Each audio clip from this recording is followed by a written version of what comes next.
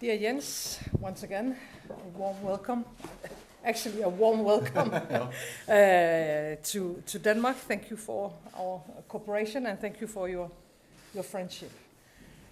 With Russia's invasion in Ukraine, war came to Europe. We are witnessing a terrible attack on a free and democratic state. Civilians are suffering from Putin's brutality every day. When tyranny comes, we have to act. And together with our allies and partners in NATO and in EU, we have sent a very strong reply to Putin. Denmark has decided on our own to send military equipment for more than 2 billion Danish crowns to Ukraine. We have providing humanitarian support as well as equipment for the rebuilding of Ukraine. And we have and we will support the strongest possible sanctions on Russia. The message from NATO and from EU is clear. Putin must stop the illegal war in Ukraine now.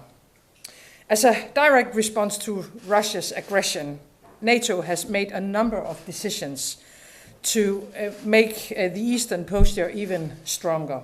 And we have supported this from the beginning, not only in words, but also with additional military contribution. And just some few weeks ago, we set a battalion in Latvia and deployed it to Latvia. Today, General Secretary Jens Stoltenberg and I have discussed how NATO should adjust to the new European security environment in a longer-term perspective. And I, of course, look forward to continue this discussion when we meet in Madrid, when we have the NATO summit. What we are facing is an aggressive Russia, growing influence by China, threats from terror and cyber, and new technologies. And there's no doubt that the coming years will demand more from all allies, including Denmark, of course.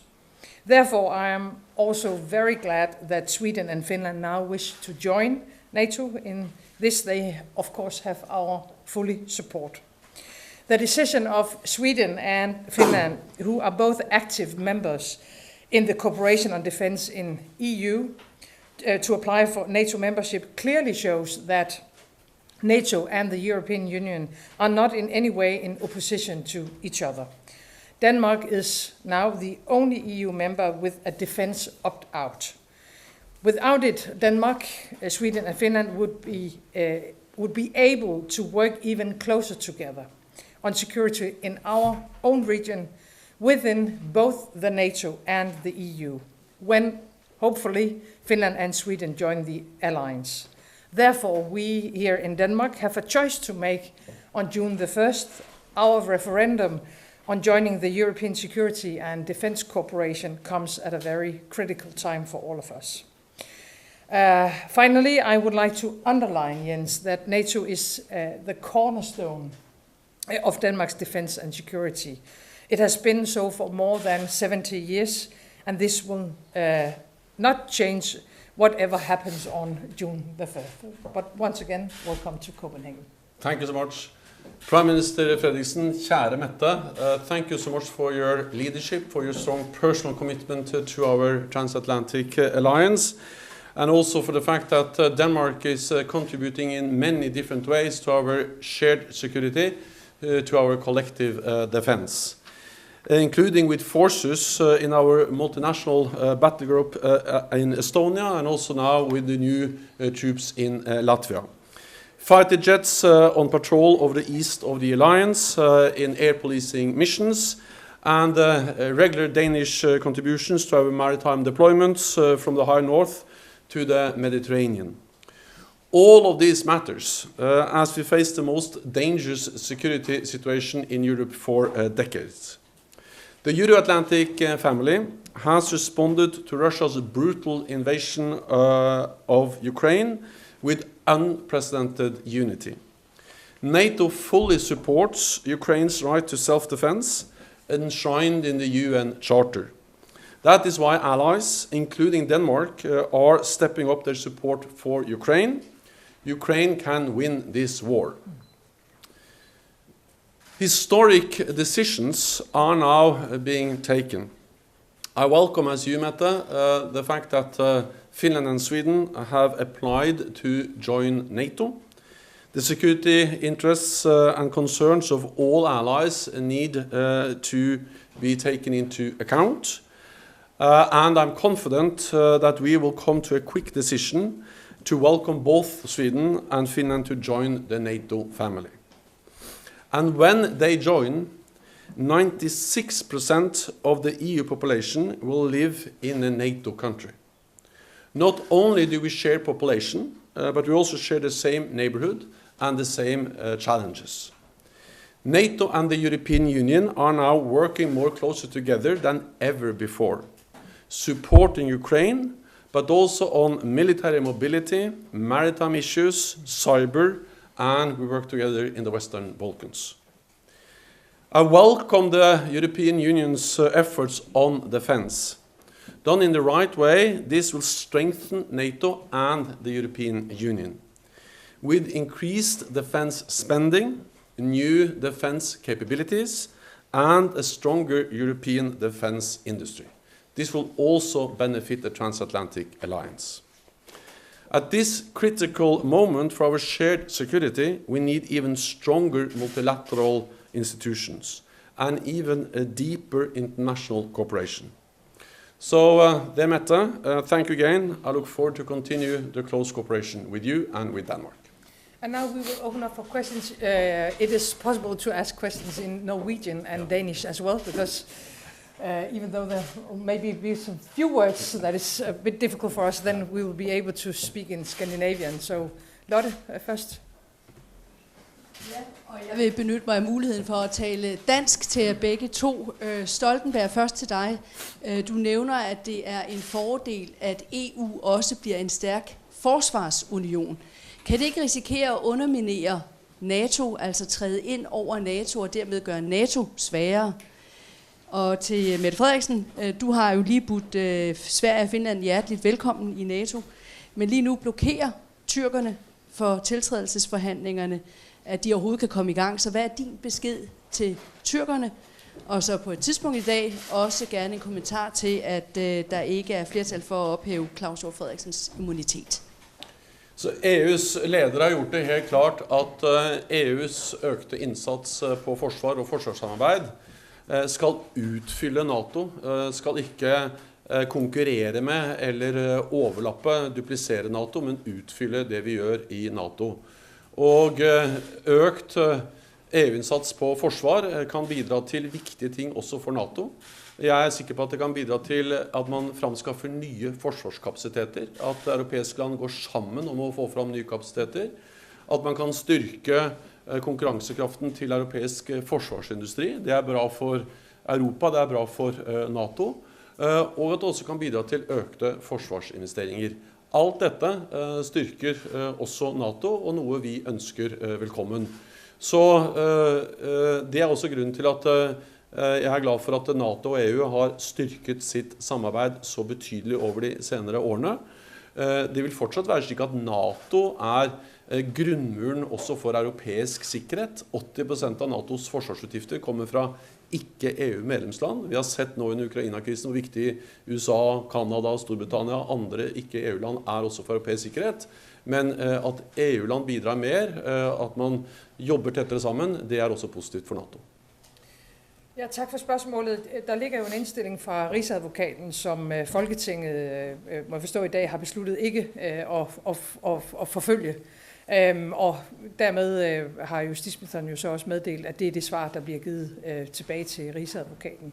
På spørgsmålet omkring Tyrkiet, jeg er meget glad for, både som NATO-land og som skandinavisk og nordisk land, at Sverige og Finland kommer med i vores NATO-alliance.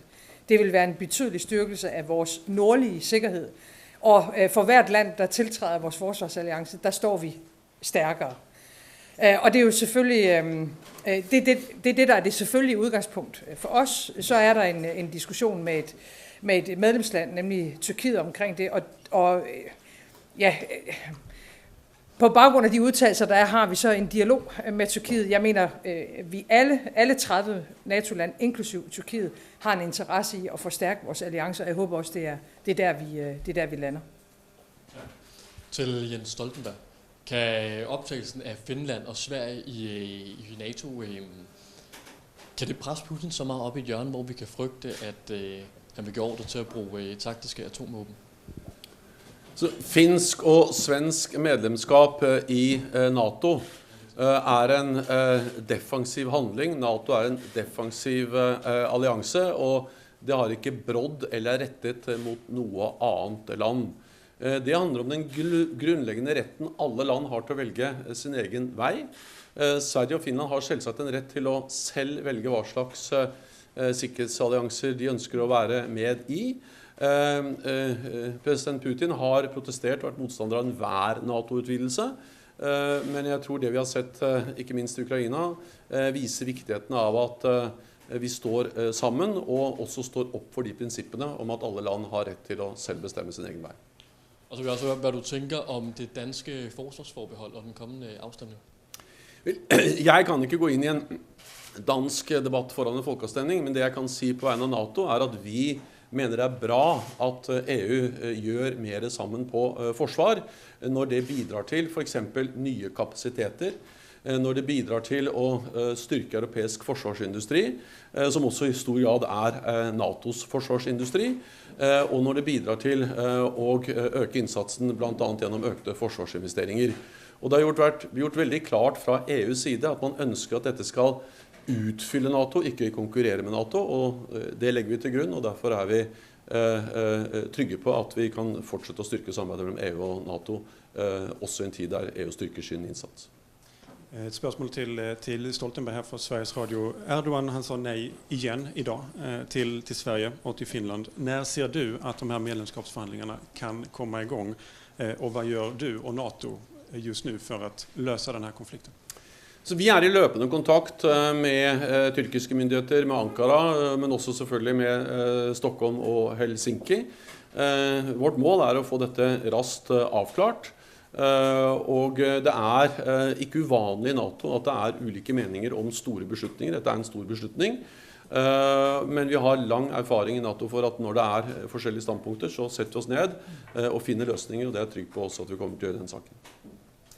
TT Nyhetsbyrån. Hur ser du, varför försenas den här processen nu?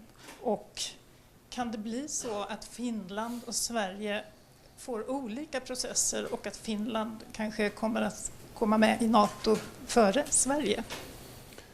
Finland og Sverige har valgt å søke samtidig. Vi håndterer det som en prosess, og vi jobber med det som en prosess. Og vårt mål å få avklaring så raskt som mulig for begge landene når det gjelder de videre medlemskapsforhandlingene og innmeldelse.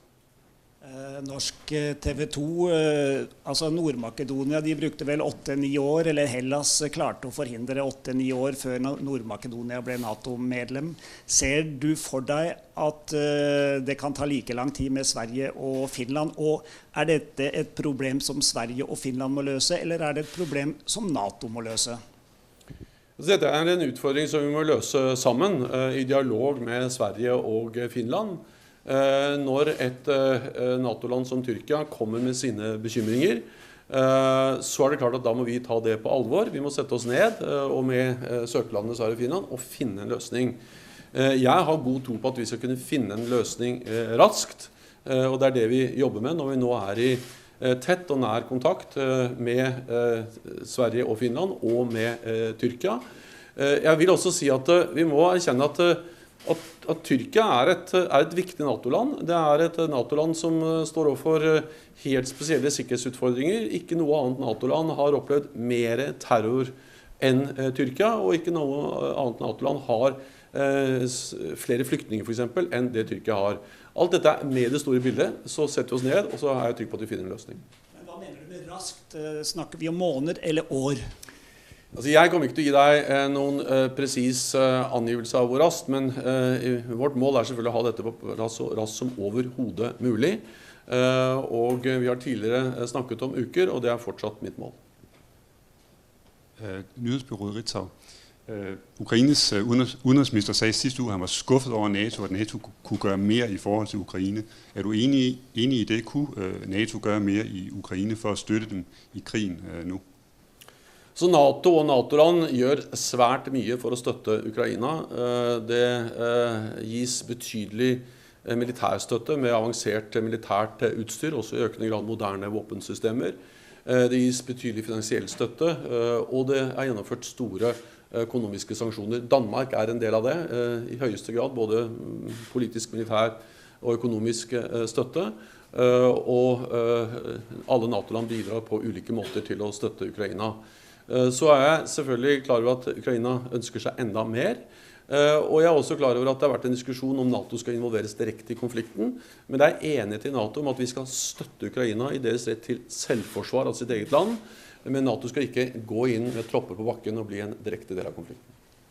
Og et andet spørsmål. Påvirker det tilliden til Danmark som allieret, når et land, som man deler efterretninger med, når chefen for Forsvarets efterretningstjeneste bliver sigtet for læk af statshemmeligheder, og når en minister bekræfter eksistensen af et efterretningssamarbejde med USA? Altså, vi har full tillit til Danmark, og vi samarbeider tett med Danmark også på etterretningsområdet. Danmark en verdifull og viktig alliert som også bidrar med etterretning, og vi har et godt samarbeid med Danmark. Utover det kan ikke jeg gå inn i en pågående sak her i Danmark. I have a question for Secretary General, considering whether you consider this current hold-up as a security jeopardy, since you have been speaking so much about the unity of NATO, and that's very important in this current circumstance. Do you consider it a risk or a jeopardy to the unity or the security of the alliance? NATO has responded in a very unified way to the brutal invasion of Ukraine. We provide support, military support, economic support, humanitarian support, and NATO allies have implemented unprecedented sanctions on Russia. NATO allies also agree that enlargement of NATO has been a great success, that every country has the right to choose its own path, that of course also includes Finland and Sweden. Then we are 30 allies from both sides of the Atlantic with different history, geography, political parties and government, and sometimes there are some differences, but we have a long track record in NATO of being able to overcome differences and agree, and I'm absolutely certain that we also will be able to agree on this issue when we are, also after sitting down and discussing this issue together as NATO allies. The specific issue that Turkey has raised regarding weapons, for instance, to the Kurds in the region, have you been in dialogue with Turkey about issues with other member states, other alliance members providing the same weapon export, or is it only limited to Sweden, this issue? So we are in close contact with Finland and Sweden and Turkey and also with other allies. I don't think it will be helpful if I go into the specifics of all those conversations, but of course we are addressing the concerns that Turkey has expressed, because when an ally, an important ally as Turkey, raises security concerns, raises issues, then of course the only way to deal with that is to sit down and find ways to find a common ground and an agreement on how to move forward. Kai Jonsen fra det færøske nyhedsbureau. Jeg har 2 spørgsmål til Jens Stoltenberg og et til statsministeren. Nu har Færøerne fået en forespørgsel fra Danmark om at opstille en radar, som vil gøre det nemmere ligesom at overvåge uønsket flytrafik, og det hjælper NATO til at overvåge os det område her. Hvor vigtigt er det, at den her radar bliver opstillet? Og så også et spørgsmål omkring, at nu har vi set flere skibe fra den amerikanske flåde på Færøerne på det seneste, og USA vil gerne bruge Færøerne noget mere, og vi hører også om, at NATO vil også mere op i Arktis. Vil NATO også bruge de færøske havne noget mere? Og så lige et spørgsmål til statsministeren. Hvad synes den danske regering om, at man har i Lagtinget vedtaget at sanktionere Rusland, men i første omgang så undlader man at sanktionere Rusland på fiskeriområdet? Generelt vil jeg si at NATO setter veldig stor pris på de bidragene kongeriket Danmark og en del av det Færøyene bidrar med til NATO når det gjelder å muliggjøre tilstedeværelse, men også overvåkning i Atlanterhavet i nord. Og vi har sett betydelig økt russisk aktivitet i nordområdene, både med skip, men også med fly. Og Atlanterhavet jo hele forbindelseslinjen mellom Nord-Amerika og Europa som NATO bygger på. Så det at Danmark bidrar mer, det bra. Men det også slik at alt NATO gjør, enten på Færøyene eller det andre NATO-territorier, noe vi gjør basert på enighet med landet. NATO tvinger seg aldri inn et sted. Vi setter bare opp radarer eller kommer med NATO-skip dersom vi velkomne fra det enkelte medlemsland. Og bare kort, altså jeg synes både Grønland og Færøerne har taget meget aktiv stillingtagen i den krig, der i Ukraine, og har jo også valgt, selvom man ikke nødt til det, kan man sige, at gå ind på sanktionssporet, hvad jeg også mener det rigtige, fordi vi har behov for et Vesten, der står sammen. Det gælder militært og i vores politiske fællesskaber, men det gælder også i forhold til sanktionssporet. Så jeg vil nøjes med at understrege, at jeg synes, det er rigtig godt, at også Færøerne har taget det her ansvar på sig. Og Laura Lokdam fra Shore Heroes, og jeg har 2 spørgsmål til Jens Stoltenberg. Det første hvordan tror du, at Finland og Sveriges medlemskab af NATO vil påvirke det nordiske sammenhold? Og det andet spørgsmål hvad sker der, hvis Tyrkiet ender med at stemme nej? Først, dansk og finsk og svensk medlemskap vil styrke samarbeidet med de andre nordiske NATO-landene, Danmark, Norge, Island, og forsterke og fordype det nordiske forsvarssamarbeidet, og det positivt for Norden og for NATO. Vi legger til grunn at vi skal finne enighet som gjør det mulig å si ja til svensk og finsk medlemskap på en av alle 30 NATO-allierte. Yes, if I may.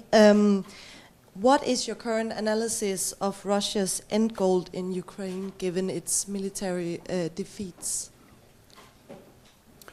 So what we have seen is that Russia has not been able to reach its strategic goals in Ukraine. The plan was to take Kiev. They were not able to do that. Then Russia has been also forced to leave Kharkiv and the surroundings around Kharkiv, and the offensive in Donbass has stalled.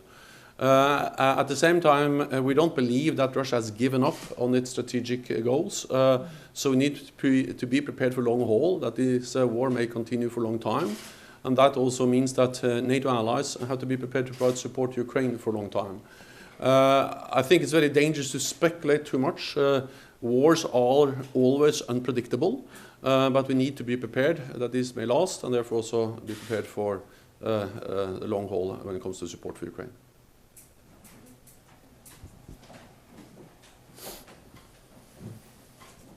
Jakob Svendsen fra Politiken. Du sagde til at starte med, og det til Stoltenberg, men det sådan set også til Mette Frederiksen, at du var overbevist om, at Ukraine ville sejre. Men hvad en sejr for Ukraine? En sejr, at man får kontrol over hele det ukrainske territorium, inklusive Donbass-regionen og Krim? Er det en sejr, at man får presset Rusland tilbage til de linjer, der var før den 24. februar? Hvordan definerer I en sejr for Ukraine? Det jo ret afgørende for, hvornår og hvor længe den her krig kan blive ved. Jeg har tillit til Ukraina, til det politiske lederskapet og til den ukrainske befolkningen. Så vår oppgave å støtte dem som NATO-land og NATO gjør. Og så det de som må definere hva de villige til å godta i forhandlinger på et eller annet tidspunkt. Det vi vet at jo sterkere de står på slagmarken, jo sterkere vil de også stå ved forhandlingsbordet. Så godt som alle kriger ender jo på et tidspunkt ved et forhandlingsbord. Men det klart styrken, den militære styrken avgjør også hvor mange konsesjoner man må gi i en forhandlingsprosess. Og der har ikke jeg tenkt til som NATO definere hva Ukraina bør eller skal godta, men støtte dem og ha full tillit til deres vurderinger. Det kan jeg tilslutte mig. Men jeg vil gerne uddybe spørgsmålet lidt, fordi i en situation, og den kan jo tilsyneladende komme, hvor Ukraine stort set har presset Rusland tilbage, i hvert fald i Donbass, ikke i sydpå, men at Ukraine så vælger at fortsætte krigen for også at tilbageerobre Krim. Vil de da få en tilsvarende opbakning, tilsvarende våbenhjælp osv., som vi har set indtil nu? Så NATO støtter Ukraina innenfor Ukrainas internasjonalt anerkendte grenser. Vi har støttet Ukraina helt fra 2014. Jeg husker at NATO og NATO-allierte har jo trent ukrainske soldater siden 2014. Mange av de soldatene som nå er på frontlinjen fra Ukrains side er trent av NATO over mange år. Og vi har gitt dem også ulike typer våpenhjelp. Så ble det veldig trappet opp etter 24. februar. Og det jeg nettopp sa var at vi må være forberedt på å også gi over lang tid. Men det å gå inn i detalj på hva slags situasjoner, hva vi gjør i hypotetiske situasjoner i fremtiden, det tror jeg er helt feil. Det avgjørende nå er å si vi er beredt til å støtte Ukraina lenge. Den støtten er tungt folkerettslig forankret, for vi støtter et land i deres forsvarskrig, som er nedfelt i FN-traktaten. Og så er det altså til slutt Ukraina som må gjøre vurderingene på bakken og eventuelt ved forhandlingsbordet, dersom det blir forhandlinger. Jeg vil gerne lige skifte emne ganske kort. Danmark har besluttet sig for at opfylde Wales-målsætningen om 2% af BNP, men først i 2033. Det bliver 6-7 år senere end for eksempel Tyskland, Italien, så vidt jeg har forstået også Spanien. Har I diskuteret det emne? Er det tilfredsstillende for NATO, at Danmark kommer humpende 9 år efter målsætningen egentlig skulle være opfyldt? Og det er et spørgsmål til både Stoltenberg og Mette Frederiksen. Danmark er en veldig viktig og høyt verdsatt alliert. Danmark er en NATO-alliert som bidrar betydelig, både med styrker, med bidrag til ulike NATO-operasjoner, enten det er i Irak, eller det er i Baltikum, eller det er i nordområdene. Og Danmark investerer også i viktige nye moderne kapasiteter. Femte generasjon eller F-35 kampfly, også nye avanserte maritime kapasiteter. Øker også beredskapen av sine styrker, og Danmark var blant de første som også sa at de kunne sende mer styrker inn i Baltikum etter invasjonen av Ukraina. Så vi setter veldig stor pris på, og det blir lagt merke til at Danmark bidrar på den måten Danmark gjør, på mange måter til NATO. Vi er også glad for at Danmark har økt og fortsetter å øke investeringene i forsvar, og det er mitt viktigste budskap, det er at det er en økning som blir høyt verdsatt i NATO. Ja, så vil jeg tilføje, det er jo ikke sådan, at vi går fra det niveau, vi har i dag, og så ligger vi stille i alle år frem efter, og så kommer vi op på de 2%. Altså det er jo en trappe, vi bygger op af, fordi, og det må vi jo være ærlige om, at den her regering har valgt at prioritere sikkerhed højt, også højere end hvad det er lykkedes regeringer tidligere. Vi har selvfølgelig også nogle andre opgaver, som skal balanceres, og jeg er jo meget glad for ordene om, at et er selvfølgelig de 2%, som jeg til fulde deler behovet for, at vi lever op til. Men det afgørende er jo også, hvad landene tilbyder, når NATO har behov for det. Hvor hurtigt vi er til at sende det, der er behov for, og til at bakke op. Og der har Danmark på ingen som helst måde noget som helst at skamme sig over, faktisk tværtimod. Og så kan man jo altid ønske sig mere, men jeg håber i al beskedenhed også, at man vil notere sig, at det ikke er lykkedes en regering tidligere, og få truffet en beslutning om, at vi selvfølgelig skal leve op til de 2%, hvad er nødvendigt. Ikke kun for NATO, men også for Danmarks egen sikkerhed. Og det blev det sidste spørgsmål, vi nåede i dag. Tak fordi I mødte frem og beklager den høje temperatur herinde. Den har vi trods alt ikke ansvar for, men alligevel.